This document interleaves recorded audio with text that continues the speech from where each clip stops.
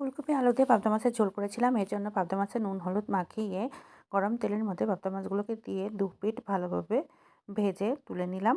এবার মাছ ভাজার ওই তেলে আলু দিয়ে একটু নুন হলুদ ফেলিয়ে আলুগুলোকে খুব ভালোভাবে ভেজে তুলে নিয়েছি। এবার ওই তেলে আমি ফুলকপিগুলো দিয়ে একটু নুন হলুদ দিয়ে আবারও খুব ভালোভাবে ফুলকপিগুলোকে ভেজে তুলে নিলাম। এবার যে তেলটা আছে সেই তেলের ভিতরে আরেকটু তেল এড করে এর ভিতরে আমি শুকনো লঙ্কা, জিরা ফোড়ন দিয়ে এর ভিতরে পেঁয়াজ কুচি দিয়ে একটু নাড়াচাড়া করে এর ভিতরে আদা বাটা, হলুদ গুঁড়ো, লঙ্কা গুঁড়ো, জিরের গুঁড়ো, ধনিয়ার গুঁড়ো, স্বাদমতো লবণ আর একটু জল দিয়ে মশলাটাকে বেশ ভালোভাবে কষিয়ে নিলাম। মশলাটা কষিয়ে এলে পরে এর ভিতরে আগে থেকে ভেজে রাখা আলু, ফুলকপি দিয়ে বেশ ভালোভাবে কষিয়ে নিয়েছি। এবার ঝোলের জন্য জল দিয়ে দিয়েছি। ঝোলটাকে আমি ৫-৬ মিনিটের জন্য ফুটতে দিলাম। এর ভিতরে চেরা কাঁচা লঙ্কা দিয়ে দিলাম। তারপরে এর ভিতরে আমি আগে থেকে ভেজে রাখা পাবদা মাছগুলো দিয়ে দিলাম। এবার মাছগুলো দেওয়ার পরে আবার ৫-৬ মিনিট মতো জ্বালিয়ে তারপরে নামানোর আগে ধনেপাতা কুচি দিয়ে নামিয়ে নিলাম।